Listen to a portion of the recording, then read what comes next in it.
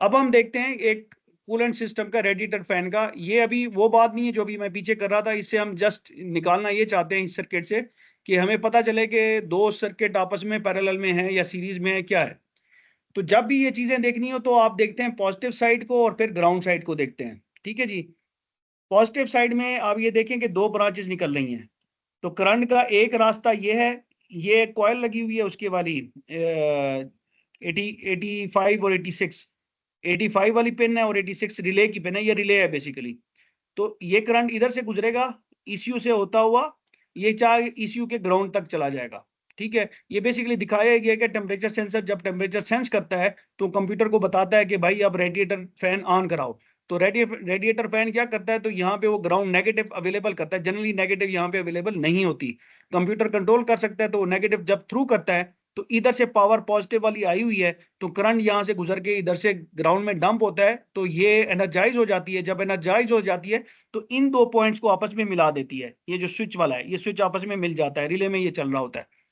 तो इधर देखें तो यहाँ से पावर इस फ्यूज के थ्रू यहाँ पे पहुंची होती है। जब ये एनर्जाइज होती है तो ये यहाँ से पावर गुजर के इधर पहुंच जाती है और ये फैन को चलाते हुए ग्राउंड में डंप हो जाती है। तो ये अगर आप देखें तो करंट के इस बैटरी से दो रास्ते दिखाएंगे। एक रास्ता यहाँ से जब ये ऑपरेट होती है तो इधर, और दूसरा रास्ता इधर से ईसीयू से होते हुए ग्राउंड में। तो ये दोनों सर्किट क्या है, आपस में पैरेलल हैं। ये दोनों सर्किट आपस में क्या है, पैरेलल हैं। ये मैंने यहाँ पे दिखाया है करंट के, यहाँ ये नोड है 12 वोल्ट, यहाँ पे, यहाँ 12 वोल्ट इसको भी मिल रहे हैं, 12 वोल्ट इसको भी मिल रहे हैं। ये 12 वोल्ट यहाँ पे स्टैंड बाय है, ये 12 वोल्ट यहाँ पे स्टैंड बाय है। जैसे ही कंप्यूटर यहाँ से ग्राउंड थ्रू करेगा तो ये कॉयल बनेगी। जब कॉयल बनेगी तो मैग्नेट सा बन जाएगा, मैग्नेट इस स्विच को अपनी तरफ खींचेगा, तो ये पॉजिटिव यहाँ से होती हुई इधर से फिर ग्राउंड में आ जाएगी। ठीक है जी। तो इस वजह से ये दोनों सर्किट आपस में क्या है, पैरेलल हैं। तो इससे हमें एक वो कानून भी मिलता है, कुलिया भी मिलता है, और वो ये है कि जस्ट अ मिनट,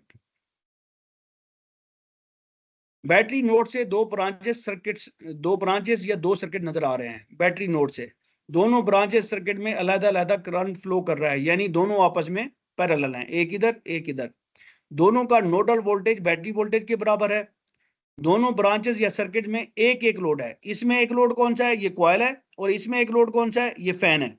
तो सर्किट में एक एक लोड है, एक रिले कंट्रोलिंग, ये जो कॉइल है बेसिकली रिले को कंट्रोल कर रही है। ये ऑन ऑफ कराने के लिए कॉइल जब बनती है तो ऑन हो जाता है स्विच, जब ये खत्म होती है यहाँ से ग्राउंड कट हो जाता है तो ये ऑफ हो जाता है और स्विच ओपन हो जाता है।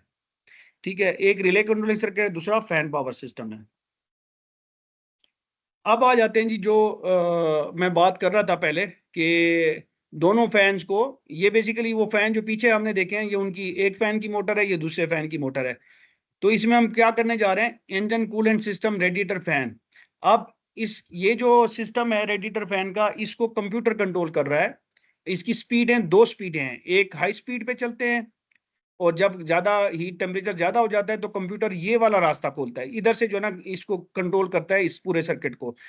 जब टेम्परेचर कम होता है, एक खास लिमिट पे होता है, तो वो हल्का फैन को हल्का चलाते हैं, तो उस वक्त ये रास्ता बंद होता है, यहाँ से पावर नहीं देता, यहाँ से कंट्रोल नहीं करता, इधर से कंट्रोल करता है। तो इस जगह पे अब हम डिस्कस करने जा रहे हैं हाई कंट्रोल ऑपरेशन, यानी कि अभी टेम्परेचर बहुत बढ़ चुका हुआ है इंजन का, तो उसने अपने फैंस को हाई पे ऑन करना है। तो हाई पे ऑन करने के लिए वो ये लाइन इस्तेमाल करता है। अब हम क्या करते हैं, सर्किट की पहचान कैसे कर सकते हैं, करंट के फ्लो का रास्ता तलाश करें। अगर रास्ता एक है तो ये एक सीरीज सर्किट होगा। अगर रास्ता एक से ज्यादा है तो जहां जहां करंट एक से ज्यादा रास्तों पे स्प्लिट हो रहा है, वो सारे रास्ते आपस में पैरेलल सर्किट बना रहे होते हैं। और एक करंट के सीधे रास्ते में जो सर्किट एलिमेंट्स आते हैं वो सब सीरीज में होते हैं। ये थंब रूल है कि हमें ये पता करने के लिए कि सर्किट सीरीज में है कि पैरेलल में है। फिर इसको अब हम आगे जो है ना ट्रेस करते हैं, जिसके लिए यहाँ पे जो है ना बेसिकली जो वायरिंग डायग्राम को अंडरस्टैंड करने के लिए एक कोडिंग की टेक्निक होती है, जिसमें आप करते ये हैं कि जिस लाइन के ऊपर परमानेंट पावर हर वक्त अवेलेबल होती है उसको रेड डॉटेड लाइन से शो करना शुरू कर देते हैं। जिन लाइंस के ऊपर मिसाल के तौर पे यहाँ से जब पावर आएगी तो परमानेंट पावर होगी, वैसे इसको हम स्विच कहेंगे, लेकिन मैं इसको ये सॉरी ये पावर है, ये पावर है। फ्यूज से जो पावर आ रही है, इग्निशन से जो आ रही होती है, परमानेंट हर वक्त अवेलेबल होगी।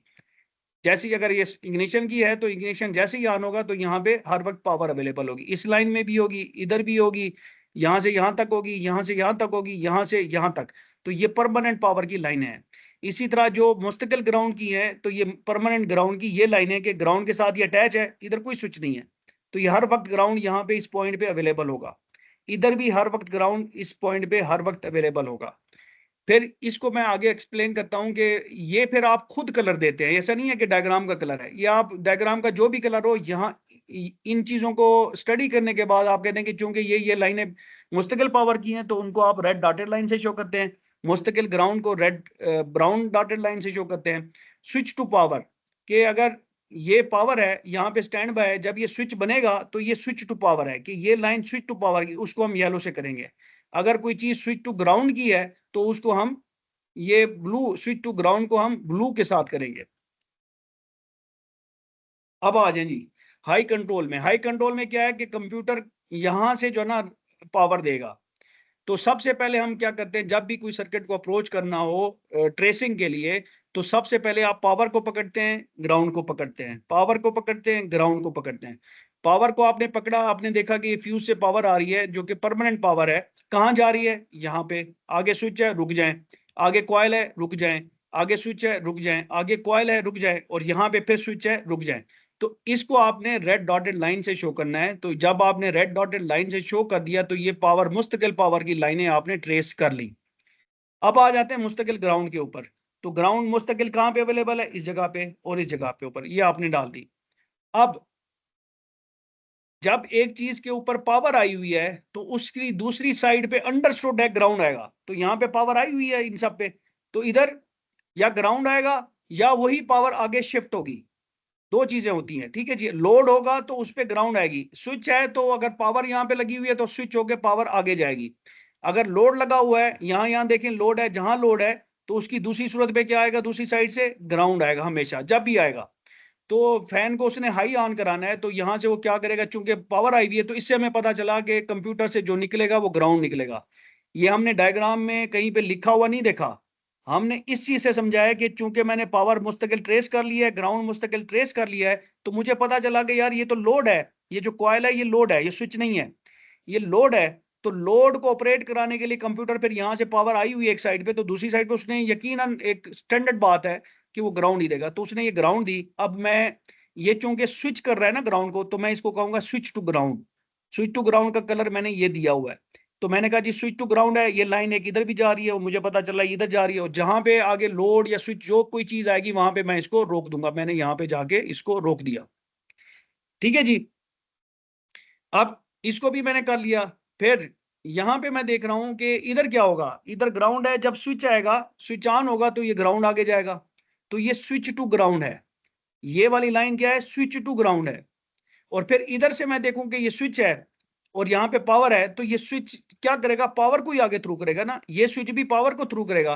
तो स्विच टू पावर की लाइन मैं यहाँ पे डॉटेड लाइन शो करूंगा, और जहां जहां जा रही है, ये यहां से होते हुए ये इधर पहुंच गई, ये इधर भी पहुंची हुई है, ठीक है, इस मोटर के इस सिरे पे पहुंच गई। अब मुझे पता है यहाँ पे पावर अवेलेबल है, और ये जो अब बनेगा तो इधर से आ जाएगी, ठीक है जी। ये तो होगी फिलॉसफी इसकी कि हम कैसे कोडिंग टेक्निक से एक सर्किट डायग्राम को समझ सकते हैं। अब हम आ जाते हैं अगली चीज के ऊपर, क्या ये पैरेलल है सर्किट या सीरीज में है? अब आप अगर इसको देखें कि पावर स्प्लिट होके अब पूरा सर्किट कहाँ पे कंप्लीट हो रहा है, अगर हम इसकी बात करें, इसको हम ट्रेस करें अब कि यहाँ पे ये क्या स्विच बनेगा? चले यहां से करते हैं, इसी इसी से ग्राउंड से, जहां से फैन उसने ग्राउंड दिया, जैसे ही ग्राउंड दिया ये कॉइल एनर्जाइज, क्योंकि पावर थी यहाँ पे, एनर्जाइज होगी। और यहां से क्या होगा? ये स्विच इधर आ जाएगा। जब इधर आ जाएगा तो ये पावर इस सिरे पे पहुंचेगी। यहाँ पे पावर, इसका मतलब है इसके बनने से पावर इधर पहुंच गई। और अब ये वाला सर्किट मेरा यहाँ से पॉजिटिव एक आई थी और यहाँ से ग्राउंड हो गई। तो एक लाइन ये बन गई, एक ब्रांच इसकी ये बन गई जो कि पूरी है। दूसरी ब्रांच इधर, ये दूसरी रिले है, यहाँ पे भी पावर पहुंची हुई है, और यहाँ पे जैसी ग्राउंड पहुंचेगी तो ये दो आपस में पैरेलल हैं, ठीक है जी। दो पावरें, ये दो ब्रांचेस आपस में पैरेलल। फिर जब ये बन गई तो ये स्विच बनेगा, तो ये पावर इधर से थ्रू होके इधर से जाते हुए इस मोटर को ऑपरेट करा देगी, ठीक है। यहां से इधर से जाते हुए इस मोटर को ऑपरेट करा देगी। और फिर ये जो स्विच है, ये नॉर्मल हालात में क्या है, ये समझ लें कि हर वक्त ऑन है, ये हर वक्त ऑन पे पड़ा हुआ है, ये बना हुआ है, जब रिले बनेगी तो इसको डिस्कनेक्ट कराएगी। तो इस वजह से जब पावर आई है, तो पावर यहाँ से स्विच से होते हुए पावर यहाँ पे अवेलेबल थी। ये कब ग्राउंड मिला है उसको, जब इसने ऑन कराया है तो ये बनेगा। तो ये इसका रास्ता फिर यूं बन जाएगा। ठीक है जी, एक सर्किट ये एक लूप बन जाएगा और एक दूसरा लूप यहाँ पे। तो अब आप देखेंगे करंट इधर से भी फ्लो करेगा इस तरफ, और एक करंट इधर से भी फ्लो करेगा इस मोटर को। तो ये दोनों आपस में पैरेलल हैं। तो जब पैरेलल होती हैं तो क्या होगा, तो दोनों की जो पैरेलल में क्या होता है, रेजिस्टेंस कम होती है, तो यहाँ पे जो टोटल करंट होगा वो ज्यादा होगा और फिर ये मोटरें तेज चलेंगी। इसी वजह से पैरेलल सर्किट के अंदर जब आप चीजों को पैरेलल सर्किट में डालते हैं तो उनको करंट ज्यादा मिलता है, और करंट जब ज्यादा मिलता है तो फिर क्या होगा, वो चीजें दोनों हाई स्पीड पे चलेंगी। तो इस वजह से ये सर्किट क्या है, हाई स्पीड का है। ये था इंजन कूलेंट सिस्टम का रेडिएटर फैन और प्लस एसी फैन का जो हाई कंट्रोल ऑपरेशन था, इसमें थोड़ी सी कंफ्यूजन आई थी। और अगर आपको याद हो तो मैंने कहा था कि ईसीयू के अंदर ये जो फैन हाई कंट्रोल का एक सिस्टम लगा होता है, एक्चुएट कराने के लिए एक पॉइंट होता है एक लो का, इनका टर्मिनल अलग होता है, और ये जब यहाँ से सिग्नल देता है कंप्यूटर, तो उस सिग्नल की बेसिस के ऊपर कुछ रिलेज ऑपरेट होती हैं, कुछ रिलेज ऑपरेट नहीं होती। और हाई को जब आपने ट्रेस किया था तो हमने ये देखा था कि यहाँ से, और फिर हमने ये भी बताया था कि यहाँ से ग्राउंड बेसिकली ये थ्रू करता है। और ये ग्राउंड जब थ्रू करता है तो ये रिले की जो कॉइल है, यहाँ पे जब ग्राउंड आता है, यहाँ पे पॉजिटिव ऑलरेडी यहाँ पे पहुंचा हुआ है, तो यहाँ पे आता है तो ये रिले बनती है, और जब ये रिले बनती है तो इस मोटर का स्विच यहाँ पे आ जाता है, जो पहले यहाँ पे मौजूद होता है बाय डिफॉल्ट, लेकिन जब ये ऑन पे आता है तो ये स्विच यहाँ पे आता है, और जो ये करंट है वो यहाँ से आते हुए इधर से गुजरते हुए यहाँ पे ग्राउंड हो जाता है, और ये मोटर अपना चलना, फैन चलना शुरू कर देता है। और उसमें जब हम बात कर रहे थे तो इस मोटर पे करंट आने के लिए जरूरी है कि ये रिले भी बनी हो, जबकि हमने जब इसको ट्रेस किया था तो हमने कहा था कि ये यहाँ से करंट इस पे आ रहा है, और ग्राउंड इधर से थ्रू हो रहा है, एक इस रिले पे थ्रू हो रहा है, और हमने कहा था एक इस रिले पे थ्रू हो रहा है। जब इस रिले पे थ्रू हो रहा है करंट, तो इधर से पॉजिटिव तो यहाँ पे इस स्विच से होती हुई इस मोटर को चला देगी हाई स्पीड के ऊपर, क्योंकि ये अब एक सीरीज सर्किट बन गया कि यहाँ से अगर आप देखें इधर से होते हुए, सॉरी, ये जब रिले बन गई है तो करंट यहाँ से होते हुए इधर से गुजरेगा और सीधा एक ही पाथ के ऊपर। तो ये सीरीज सर्किट के अंदर है, इसको फुल बैटरी वोल्टेज मिल रहे हैं और ये सीरीज में है, और करंट इसमें अपना ये रिक्वायर्ड करंट इसमें से ड्रा कराएगा और मोटर अपनी फुल स्पीड के ऊपर चल रही होगी। और इसकी सूरत में जब हमने ये देखा कि ये रिले बनी है दूसरी, और इस रिले के बनने के लिए जो करंट है उसको गुजरने के लिए जरूरी है कि ये रिले भी बनी हो, जबकि इस रिले के बनने का ताल्लुक इस फैन लो कंट्रोल के साथ है, हाई के साथ नहीं है। तो मैंने यहाँ पे डॉटेड लाइंस नहीं दिखाई थी, और मेरे हिसाब से उस वक्त ये था, और मैं कंफ्यूज भी हो रहा था कि यार ये क्या प्रॉब्लम है। तो उसमें प्रॉब्लम ये है कि जो हाई कंट्रोल का ऑपरेशन है उसमें कंप्यूटर इन दोनों लाइंस के ऊपर सिग्नल देता है, तो उस वक्त ये मेकआउट नहीं हो पा रहा था। अब अगर आप मेकआउट करें तो एक दो दो कनेक्शन ये जो सिग्नल देगा, जो कि बेसिकली एक ग्राउंड को थ्रू करता है, जब ये सिग्नल देगा तो ग्राउंड यहाँ पे भी पहुंचेगा, ग्राउंड इस रिले पे भी पहुंचेगा। ठीक है जी, जब इधर पहुंचेगा तो ये रास्ता बन जाएगा, इधर पहुंचेगा तो करंट का ये रास्ता इस मोटर के लिए बन जाएगा, इस मोटर के लिए भी ये रास्ता बन जाएगा।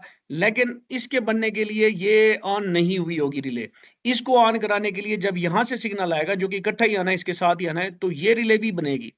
तो इसका आप सर्किट देख लेते हैं दोबारा। अब अगर आप देखें तो मैंने जिस तरह से जो कलर कोडिंग टेक्निक के साथ भी सिखाया था कि जी मुस्तकिल पावर को हम रेड डॉटेड लाइन के साथ शो करते हैं सर्किट को, मुस्तकिल ग्राउंड को ब्राउन लाइन डॉटेड लाइन के साथ, और जो पावर स्विच होके आगे जा रही होती है उसको हम स्विच टू पावर की लाइन को हम येलो से करते हैं, और स्विच टू ग्राउंड को ये ब्लूइश कलर के साथ। तो एक सेकेंड सिर्फ दीजिएगा मुझे। ये स्क्रीन नजर आ रही है और मैं आवाज और मेरी ठीक आ रही है आपको? जी सर, स्क्रीन भी नजर आ रही है, आवाज भी ठीक आ रही है। तो उसमें अब ये हो रहा है कि पॉजिटिव यहाँ पे भी अवेलेबल है, परमानेंट पावर यहाँ पे भी अवेलेबल है, इस रिले की स्विच के ऊपर भी है, और रिले की कॉइल के ऊपर भी है, स्विच के ऊपर भी है, कॉइल के ऊपर भी है, और इधर सिर्फ कॉइल के ऊपर अवेलेबल है। ये हर वक्त अवेलेबल होगी। ठीक है जी। अगर ये डायरेक्ट बैटरी से आ रही है, फ्यूज के थ्रू आ रही है, तो हर वक्त अवेलेबल होगी। और जैसे ही कंप्यूटर जब हाई स्पीड पे उसने चलाना होगा खास टेम्परेचर के ऊपर इनकी दोनों मोटरों को, तो वो क्या करेगा, इधर से भी एक ग्राउंड का सिग्नल देगा, स्विच टू ग्राउंड, इसलिए हम कह रहे हैं स्विच टू ग्राउंड है, क्योंकि ये स्विच करा रहा है। ये ग्राउंड ऑब्वियसली ये बॉडी से ले रहा होगा, और स्विच टू ग्राउंड जब कराएगा तो इसको कराएगा तो ये रिले बनेगी, और ये पावर स्विच टू पावर होकर इस मोटर पे आएगी। इसी तरह से ये जो स्विच टू ग्राउंड है ये इस रिले को बनाएगा। जब इस रिले को बनाएगा तो यहां से होती हुई ये पावर, ये जो ग्राउंड है ये स्विच होके इस मोटर की ग्राउंड साइड पे पहुंच जाएगी, और यहाँ पे इस स्विच की वजह से ये स्विच टू पावर होके यहाँ पे पावर वाली जो मोटर की पावर साइड है उसके ऊपर पावर पहुंच जाएगी। तो ये मोटर इस रास्ते से करंट एक आएगा, और इस मोटर का इस रास्ते से करंट आएगा। तो ये यहां से अगर आप देखें तो ये दो पैरेलल सर्किट है बेसिकली। तो पैरेलल सर्किट के अंदर जब ये चला रहे हैं तो ये दोनों मोटर्स अपनी अपनी स्पीड के ऊपर, फुल स्पीड के ऊपर चल रही हैं। अब हम आ जाते हैं लो की तरफ। तो लो में अगेन जो वही वाला टेक्निक हम करेंगे, कलर कोडिंग करेंगे। यहाँ से ग्राउंड निकलेगा, क्यों? क्योंकि यहाँ से पावर यहाँ पे स्टैंड बाय, यहाँ पे सॉरी, ये जब स्विच बना हुआ था उस वक्त स्टैंड बाय, जब ये होगा तो खुल जाएगा जब बनेगी। तो पावर यहाँ पे, यहाँ पे, यहाँ पे, यहाँ पे और इस जगह के ऊपर। और ग्राउंड जब आएगा तो इधर से आएगा। अब ग्राउंड जब आ रहा है तो वो सिर्फ ग्राउंड इसको ऑपरेट करा रहा है।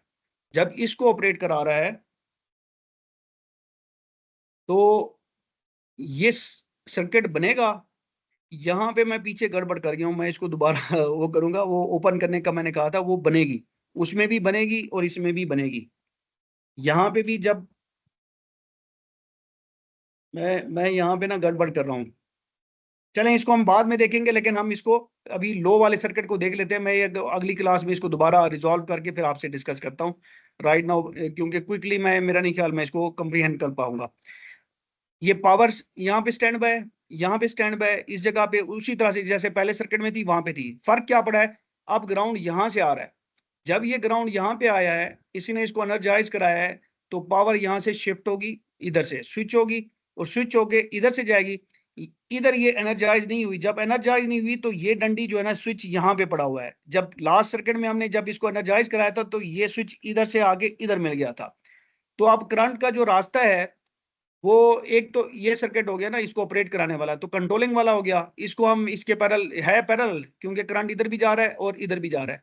लेकिन आप देखेंगे दोनों मोटर को एक ही रास्ते से अब करंट जा रहा है, दोनों मोटर्स को एक ही। तो दोनों मोटर्स आपस में क्या हो गई, एक करंट, एक ही करंट जा रहा है एक ही रास्ते से। तो इसका मतलब है ये दोनों मोटर्स आपस में सीरीज में आ गई, और इनकी जब रेजिस्टेंस आपस में ऐड हुई है तो वो बढ़ गई है, जिसकी वजह से इस पूरे नेट इफेक्ट इस सर्किट का जो करंट का होगा वो करंट इन मोटरों को कम मिलेगा, जिसकी वजह से ये लो स्पीड पे चलेंगी। ठीक है जी, जिसकी वजह से ये क्या करेंगी, लो स्पीड पे चलेंगी। तो ये बेसिकली क्या है, engine coolant system radiator fan का लो कंट्रोल ऑपरेशन है। इसमें किसी किस्म का सवाल है तो बताएं, नहीं तो फिर हम मेरे ख्याल में, हाँ, इसका तकरीबन समरी करने वाले हैं आप पूरे सर्किट की, इस पूरे टॉपिक की। चलें जी आगे। जी सर, वो क्लियर हो गया। मतलब अगर सीरीज में कनेक्टेड है तो वो करंट लो होगा, तो उस वजह से हम लो फैन चलेगा, और अगर वो पैरेलल पे वो रिले के थ्रू कन्वर्ट हो जाएगा तो फैन स्पीड हाई हो जाएगी। हाँ जी बिल्कुल, क्योंकि दोनों को वोल्टेज बराबर 12-12 वोल्ट अलग-अलग मिलेगी। अब जब ये सीरीज में आ गई, इस मोटर यहाँ पे 12 वोल्ट आए थे, लेकिन क्या है वो ड्रॉप उतने करेगी जितनी इसकी रेजिस्टेंस है, और यहाँ पे फिर वोल्टेज कम हो जाएंगे और इस मोटर को भी कम मिलेंगे। तो दोनों वोल्ट वो इसके ऊपर इसको भी वोल्टेज कम ड्रॉप, यहाँ पे भी कम ड्रॉप होंगे, यहाँ पे भी कम ड्रॉप होंगे। जब पैरेलल होंगी